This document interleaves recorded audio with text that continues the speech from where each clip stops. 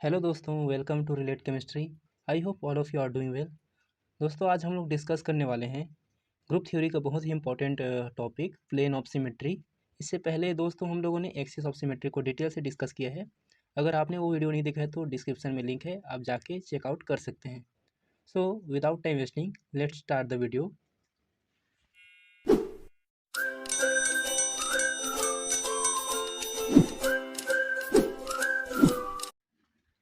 So plane of symmetry क्या होता है दोस्तों? जैसे कि हम लोगों ने एक्सिस ऑफ सिमेट्री के केस में देखा कि हम लोगों ने यहाँ पर एक इमेजिनरी एक्सिस पास किया दोस्तों, है ना, जो कि ऑक्सीजन मॉलिक्यूल से होते हुए जा रहा है। ये H2O मॉलिक्यूल का स्ट्रक्चर है ना।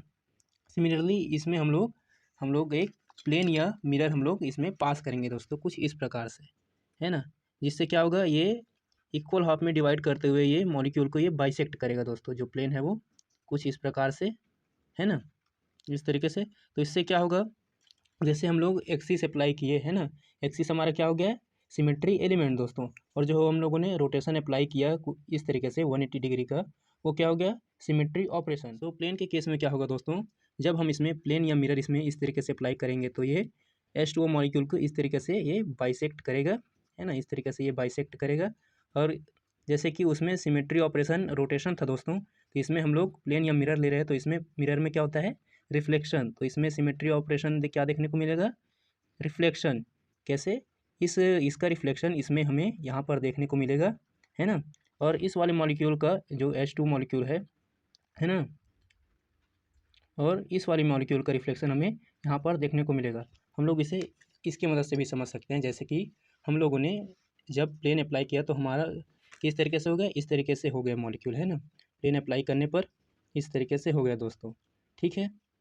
अब इसका रिफ्लेक्शन हमें कहाँ देखने को मिलेगा, मिरर पे। तो जो पिंक कलर का बनाया हूँ दोस्तों, वो समझिए ये है इसका रिफ्लेक्शन है ना। और सिमिलरली जब हम लोग इस वाले मॉलिक्यूल का देखते हैं तो ये हमारा ओरिजिनल मॉलिक्यूल हो जाएगा, और ये जो ब्लैक कलर में बनाया हूँ दोस्तों वो इसका क्या हो जाएगा, रिफ्लेक्शन, है ना। तो सिमेट्री और तो प्लेन ऑफ सिमेट्री को हम लोग कैसे डिनोट करते हैं, इस तरीके से रिप्रेजेंट करते हैं दोस्तों, है ना। और एक्सिस ऑफ सिमेट्री को दोस्तों इस तरीके के डॉटेड लाइन से रिप्रेजेंट करते हैं, है ना।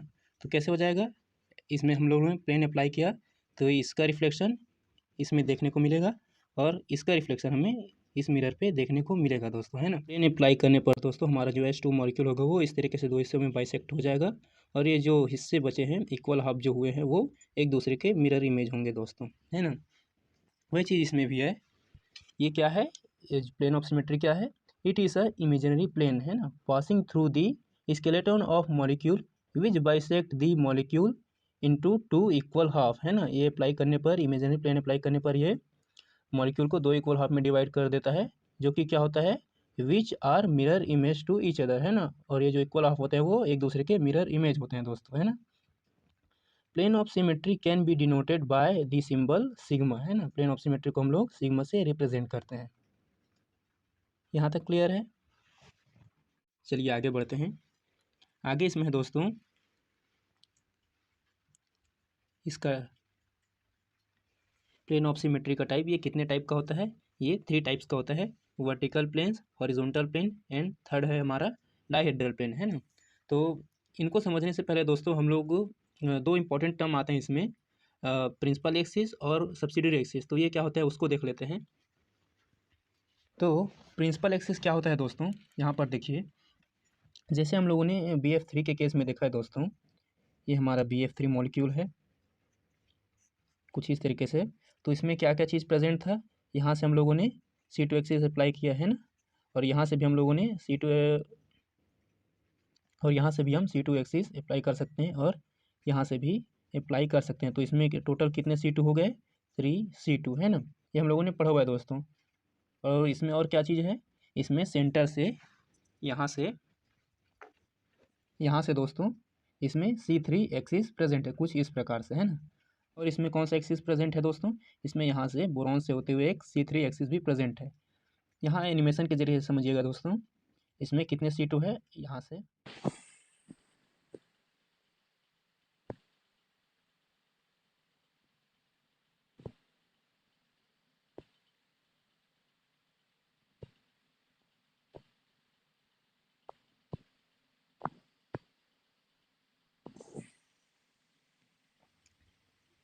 तो इसमें कौन कौन सा एक्सिस प्रेजेंट है?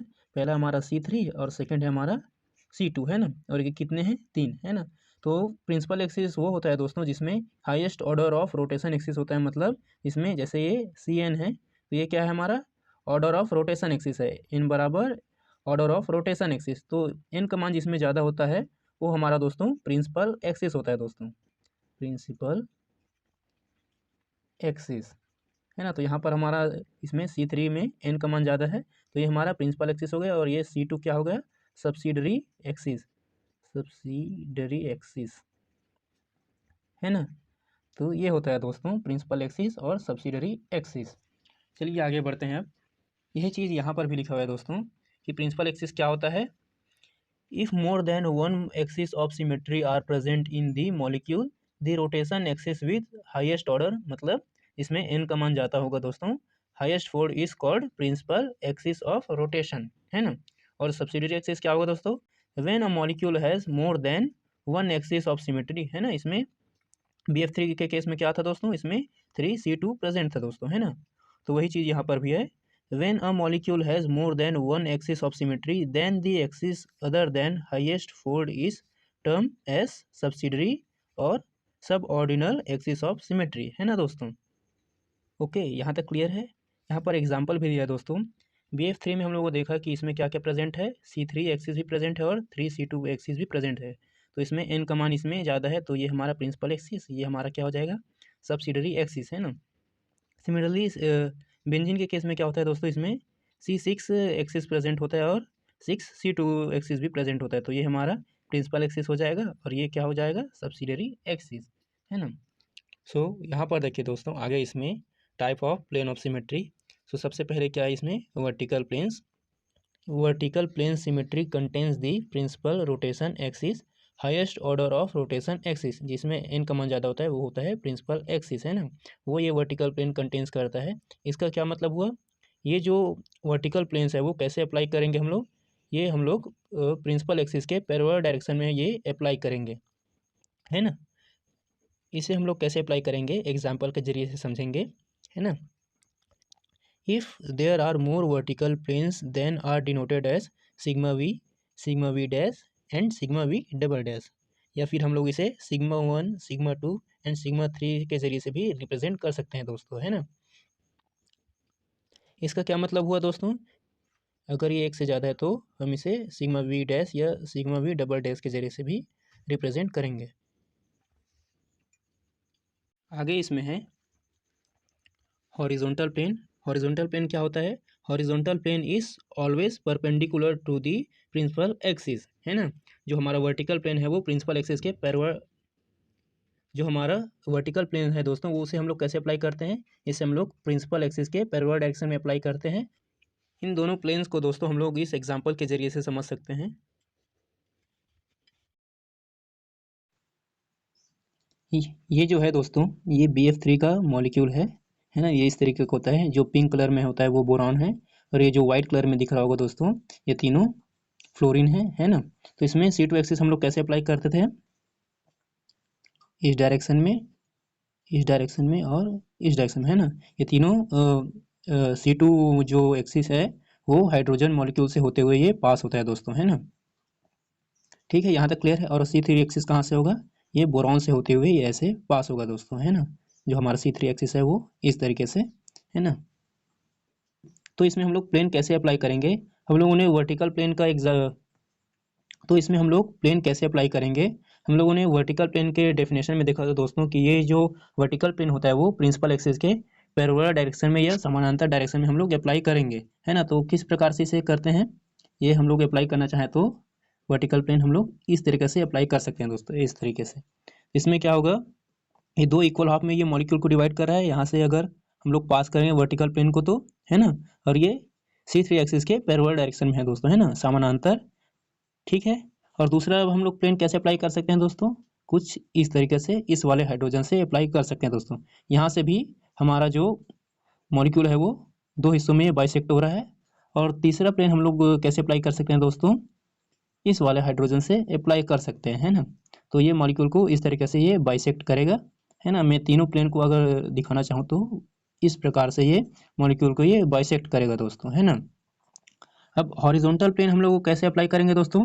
हॉरिजॉन्टल प्लेन का डेफिनेशन में हम लोगों ने देखा था कि ये प्रिंसिपल एक्सिस के परपेंडिकुलर डायरेक्शन में हम लोग इसे अप्लाई कर सकते हैं, है ना। तो परपेंडिकुलर डायरेक्शन में कैसे अप्लाई कर सकते हैं, कुछ इस प्रकार से ये मॉलिक्यूल को इस तरीके से ये बाइसेक्ट करते जाएगा दोस्तों, है ना। इससे क्या होगा, ये सभी मॉलिक्यूल को इस तरीके से इक्वल हाफ में डिवाइड करते हुए ये बाइसेक्ट करेगा दोस्तों, है ना। तो हॉरिजॉन्टल प्लेन को हम लोग इस तरीके से अप्लाई कर सकते हैं और ये आप देख पा रहे होंगे ये प्रिंसिपल एक्सिस के परपेंडिकुलर डायरेक्शन में हम लोग यहाँ से अप्लाई किया है दोस्तों, है ना, हॉरिजॉन्टल प्लेन को। यहाँ तक क्लियर है। अब इसे नेक्स्ट एग्जांपल के जरिए से समझते हैं। ये जो है दोस्तों, ये हमारा H2O मॉलिक्यूल का स्ट्रक्चर है कुछ इस प्रकार से। इसमें C2 एक्सिस कैसे हम लोग पास किए थे, इस डायरेक्शन से, है ना। अब हम इसमें प्लेन कैसे अप्लाई कर सकते हैं दोस्तों। सबसे पहले हम लोग यहाँ से प्लेन अप्लाई करेंगे तो ये हमारा जो H2O मॉलिक्यूल है उसको इस तरीके से बाइसेक्ट करेगा दोस्तों, है ना, इस प्रकार से। और नेक्स्ट प्लेन हम लोग दोस्तों यहाँ से अप्लाई कर सकते हैं, यहाँ से, है ना। तो इससे क्या होगा, ये तीनों मॉलिक्यूल को ये बाइसेक्ट करते हुए जाएगा दोस्तों। लेकिन ये यहाँ पर हॉरिजॉन्टल प्लेन नहीं होगा दोस्तों, क्योंकि यहाँ पर ये हमारे प्रिंसिपल एक्सिस के पैरेलल डायरेक्शन में अप्लाई हो रहा है दोस्तों। अगर हम लोग यहाँ से अगर प्लेन पास करते तो क्या होता हमारा हॉरिजॉन्टल प्लेन, लेकिन हम लोग यहाँ से अप्लाई कर रहे हैं दोस्तों, तो ये हमारा हॉरिजॉन्टल प्लेन नहीं होगा। ये समझिएगा कि H2O मॉलिक्यूल में हॉरिजॉन्टल प्लेन नहीं होता दोस्तों, ठीक है। अगर हॉरिजॉन्टल प्लेन होता तो यहाँ से होता दोस्तों, है ना। तो इसमें प्लेन इस तरीके से अप्लाई करते हैं दोस्तों H2O मॉलिक्यूल में। अगर हम लोग नेक्स्ट एग्जांपल लें तो इसमें हम लोग एक एग्जांपल और ले लेते हैं अमोनिया मॉलिक्यूल का। ये हमारा अमोनिया मॉलिक्यूल का स्ट्रक्चर है ना। ब्लू कलर में है वो नाइट्रोजन है दोस्तों, और ये जो व्हाइट कलर में है वो तीनों हाइड्रोजन है। तो हम लोग C3 एक्सिस में ऐसे अप्लाई कर सकते हैं इस डायरेक्शन से, है ना। इस तरीके से हम लोग इसमें C3 एक्सिस अप्लाई कर सकते हैं। और इसमें कितने डिग्री का रोटेशन होता है, 120 डिग्री का रोटेशन होता है दोस्तों, है ना। तो इसमें हम लोग वर्टिकल प्लेन हम लोग कैसे देख सकते हैं। इसमें हम लोग यहाँ से वर्टिकल प्लेन अप्लाई कर सकते हैं, है ना। और यहाँ से इस वाले हाइड्रोजन से और इस वाले हाइड्रोजन से भी हम लोग वर्टिकल प्लेन अप्लाई कर सकते हैं दोस्तों। लेकिन इसका स्ट्रक्चर आप लोग देखिए, ध्यान से देखिए, इसका स्ट्रक्चर BF3 के समान ये प्लेनर स्ट्रक्चर नहीं है दोस्तों। ये इसका स्ट्रक्चर थोड़ा डिस्टॉर्टेड है ना। इसलिए इसमें हॉरिजॉन्टल प्लेन अप्लाई नहीं कर सकते दोस्तों, है ना। अगर हम लोगों ने इसमें हॉरिजॉन्टल प्लेन अप्लाई करके देखें तो ये सभी मॉलिक्यूल को ये बाइसेक्ट करते हुए नहीं जा पाएगा दोस्तों। तो इसमें हम लोग हॉरिजॉन्टल प्लेन को हॉरिजॉन्टल प्लेन को हम लोग अप्लाई नहीं कर सकते, है ना। इसका स्ट्रक्चर कुछ इस प्रकार से है इसलिए, है ना। और हम लोग BF3 का देखें तो इसमें कैसा स्ट्रक्चर था दोस्तों, बिल्कुल प्लेनर स्ट्रक्चर था दोस्तों। इसे हम लोग 2D स्ट्रक्चर कहते हैं। और ये जो हमारा अमोनिया मॉलिक्यूल का स्ट्रक्चर है वो एक प्रकार से 3 डायमेंशनल स्ट्रक्चर है दोस्तों, है ना। तो BF3 के केस में हम लोग देखे थे तो इसका स्ट्रक्चर सिंपल सा था, है ना, कुछ इस प्रकार से, ठीक है। इसलिए हम लोग इसमें हॉरिजॉन्टल प्लेन कुछ इस तरीके से अप्लाई किए थे कि ये सभी मॉलिक्यूल को ये बाइसेक्ट करते हुए जा रहा था दोस्तों, है ना। और ये हमारे C3 एक्सिस के परपेंडिकुलर भी था, है ना। लेकिन दोस्तों अमोनिया के केस में ऐसा नहीं होता, क्योंकि इसका स्ट्रक्चर डिस्टॉर्टेड होता है। इसलिए इसमें केवल और केवल वर्टिकल प्लेन ही, तो इसमें केवल और केवल दोस्तों वर्टिकल प्लेन ही हम लोग अप्लाई कर सकते हैं कुछ इस प्रकार से, है ना। ये हमारा C3 एक्सिस हो गया दोस्तों इस प्रकार से। तो ये था दोस्तों प्लेन ऑफ सिमेट्री। इसमें हम लोग ने देखा vertical plane and horizontal plane. Dihedral plane दोस्तों थोड़ा सा ट्रिकी होता है, थोड़ा सा समझने में डिफिकल्ट होता है, इसलिए उसे हम लोग सेपरेट वीडियो में डिस्कस करेंगे फ्रेंड्स, है ना। तो आई होप ये वीडियो आपको पसंद आएगा दोस्तों। पसंद आया तो लाइक कीजिएगा, अपने फ्रेंड सर्कल में वीडियो को जरूर से शेयर कीजिएगा दोस्तों, और आपके अपने चैनल रिलेट केमिस्ट्री को जरूर सब्सक्राइब कीजिएगा दोस्तों। थैंक यू दोस्तों, थैंक यू।